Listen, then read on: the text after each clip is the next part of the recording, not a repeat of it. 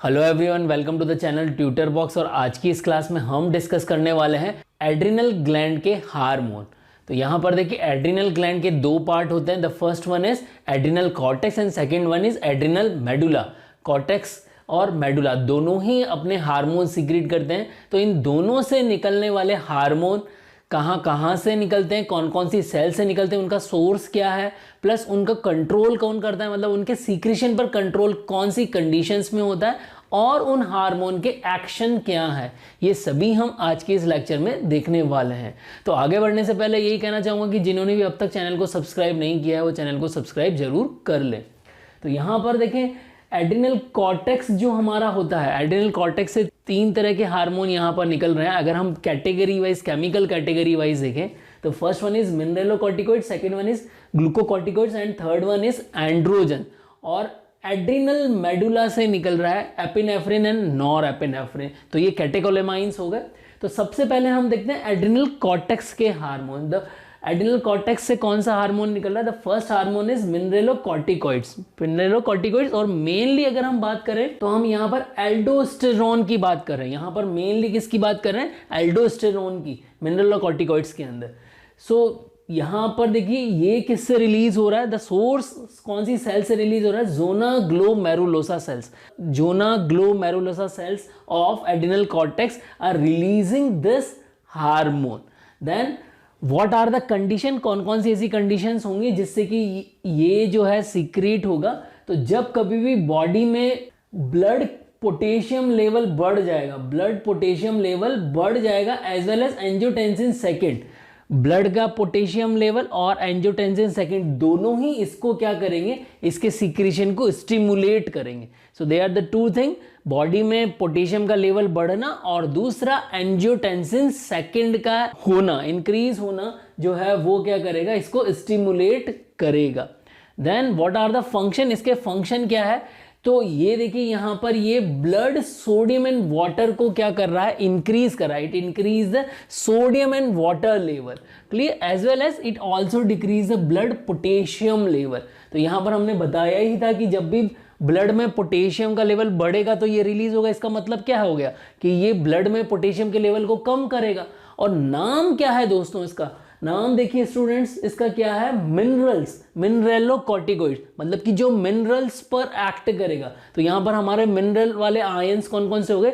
Sodium and potassium, clear. तो ये उन पर एक्ट कर रहा है। अब पर्टिकुलरली ये सोडियम एंड वाटर को इंक्रीज कर रहा है and second it decreases the blood potassium level, clear everyone. Then now moving on the glucocorticoids, and in glucocorticoids the main hormone is cortisol. Main hormone is cortisol, and cortisol is released by zona fasciculata cells. Zona fasciculata cells. And what are the condition? कौन सी ऐसी condition है जब ये जो है इसका secretion होगा? तो जब बॉडी में हमारी क्या होगा? स्ट्रेस की कंडीशन होगी और लो ब्लड ग्लूकोकॉर्टिकॉइड्स होंगे। ब्लड ग्लूकोकॉर्टिकॉइड्स जब लो होंगे तो क्या होगा? ऐसी कंडीशन क्या करेंगी? स्टिमुलेट करेंगी ACTH को, और ACTH किसकी वजह से रिलीज होगा? CRH की वजह से। कॉर्टिकोट्रोपिन रिलीजिंग हार्मोन जो है ACTH को रिलीज करेगा, और ACTH का रिलीज जो है अल्टीमेटली कॉर्टिसोल की रिलीज को बढ़ाएगा। Then what are the function? Cortisol के फंक्शन क्या है? तो यहां पर देखिए कॉर्टिसोल जो है बेसिकली क्या है? ग्लूकोकॉर्टिकॉइड से। What it is a glucocorticoid. तो नाम में क्या आ रहा है? ग्लूको आ रहा है वर्ड, ठीक है। तो यहां पर ध्यान दीजिए, ये क्या कर रहा है? प्रोटीन का ब्रेकडाउन कर रहा है। लीवर को छोड़कर बाकी सारे ऑर्गन में क्या कर रहा है? ये प्रोटीन का ब्रेकडाउन कर रहा है। It increases the protein breakdown as well as it increases the gluconeogenesis. As we all know, glucose का न्यू जनरेशन, ग्लूकोज की synthesis by other than carbohydrate sources. तो कार्बोहाइड्रेट सोर्सेस के अलावा ग्लूकोज का जनरेशन क्या कहलाता है? We are calling it as a gluconeogenesis. तो प्रोटीन उसमें यूटिलाइज होते हैं और फैटी एसिड भी यूटिलाइज होता है। तो प्रोटीन का ब्रेकडाउन होगा तो उसी से क्या हो जाएगा? ग्लूकोनियोजेनेसिस हो जाएगा। As well as it also cause lipolysis. यहाँ पर लिपिड का भी जो है वो क्या हो रहा है? लाइसिस हो रहा है। तो यहाँ पर लाइपोलाइसिस होगा, प्रोटीन का ब्रेकडाउन होगा, और दोनों ही किस में यूटिलाइज हो जाएंगे? ग्लूकोनियोजेनेसिस करने में यूटिलाइज हो जाएंगे। Then it provide resistance to stress. तो जो स्ट्रेस का जो थ्रेशोल्ड होगा उसको और ये इंक्रीज कर देंगे। क्लियर? तो यहाँ पर स्ट्रेस के अगेंस्ट में ये क्या कर रहे हैं, रेजिस्टेंस डेवलप कर रहे हैं basically. And they glucocorticoid also decrease the inflammation, it dampen the inflammation as well as decrease the immune response। तो याद रखिए ग्लूकोकॉर्टिकॉइड्स, तो यहाँ पर ग्लूको वर्ड आ रहा है, इससे आप याद रखिए ये ग्लूकोनियोजेनेसिस इंक्रीज करेंगे। और ग्लूकोनियोजेनेसिस की डेफिनेशन क्या होती है, basically generation of glucose from other than carbohydrate sources. तो अदर देन कार्बोहाइड्रेट सोर्सेज कौन से हो गए, प्रोटीन और लिपिड। इसका मतलब प्रोटीन और लिपिड का क्या करेंगे, ब्रेकडाउन करेगा। तो यहां पर देख लीजिए प्रोटीन का भी ब्रेकडाउन हो रहा है और लाइपोलाइसिस हो रहा है, मतलब लिपिड का भी ब्रेकडाउन हो रहा है। दोनों ही किस में यूटिलाइज हो रहे हैं, ग्लूकोनियोजेनेसिस में। एंड ग्लूकोकॉर्टिकॉइड्स जो हैं पर्टिकुलरली कॉर्टिसोल कौन सी कंडीशन में हो रहा है, स्ट्रेस वाली कंडीशन में। और जब भी हमें स्ट्रेस होता है, आप ऐसा समझिए कभी भी आप स्ट्रेस की कंडीशन में हैं तो उस कंडीशन में आपको क्या चाहिए, ग्लूकोज चाहिए। तो ग्लूकोज जो है वो क्या करेगा, एक तरह से स्ट्रेस को कम कर देगा। मतलब कि मतलब ग्लूकोकॉर्टिकॉइड, पर्टिकुलरली ग्लूकोज की हम बात नहीं कर रहे, ग्लूकोकॉर्टिकॉइड्स की बात कर रहे हैं। तो वो क्या कर रहे हैं, स्ट्रेस कम कर रहे हैं। तो आई होप यहाँ से आप लोगों को ये चीज़ समझ में आ जाएगी। Then the third hormone that is androgen. और एंड्रोजन में स्पेसिफिकली हम बात कर रहे हैं डिहाइड्रोएपिएंडोस्टेरोन, शॉर्ट में हम बोलेंगे DHEA। Clear? It is released by zona reticulata cells, it is release by zona reticulata cells. अब यहां पर ध्यान दीजिए, इसका सीक्रेशन कौन करवाता है, सो ACTH stimulate it's secretion. ACTH की वजह से क्या होगा, इसका सीक्रेशन स्टिमुलेट होगा, इसका सीक्रेशन इंक्रीज होगा। And it assist in early growth of axillary and pubic hair. So male and female both sex के अंदर क्या करता है, एक्सिलरी एंड प्यूबिक हेयर की ग्रोथ के लिए रेस्पॉन्सिबल है। And then second one, in female, in particularly female, it contribute to libido के लिए ये कंट्रीब्यूट करता है। मीन्स जैसे जैसे टीनेज से लेकर आप एडल्टहुड की तरफ जाते हैं तो वहाँ पर जो सेकेंडरी सेक्सुअल कैरेक्टर्स हैं उनके लिए ये जो है वो क्या करता है, कंट्रीब्यूट करता है। Then source of estrogen after menopause. तो जो वुमेन है उनमें जब मेंस्ट्रुअल साइकिल एंड हो जाता है प्लस 55 प्लस एज के ऊपर, तो वहां पर एस्ट्रोजन का सोर्स कौन होगा, तो उस कंडीशन में एस्ट्रोजन का सोर्स कौन होगा, एंड्रोजेंस और पर्टिकुलरली डिहाइड्रोएपिएंडोस्टेरोन। Clear everyone? अब यहां पर ध्यान दीजिए, ये तीनों हार्मोन हमारे हो गए, मिनरलोकॉर्टिकॉइड, ग्लूकोकॉर्टिकॉइड और एंड्रोजेंस। तो यहां पर हमेशा एग्जामिनर क्वेश्चन पूछता है कि ये कौन कौन सी सेल से रिलीज हो रहे हैं। सेल्स का नाम याद रखने की मैं आपको ट्रिक दे रहा हूं, इस ट्रिक से आप लोगों को याद हो जाएगा। तो यहां पर हमारी ट्रिक क्या है वो आप देखिए। So what is our trick, आप लिख लीजिए GF और R, और यहां पर आप लिख लीजिए MGAND।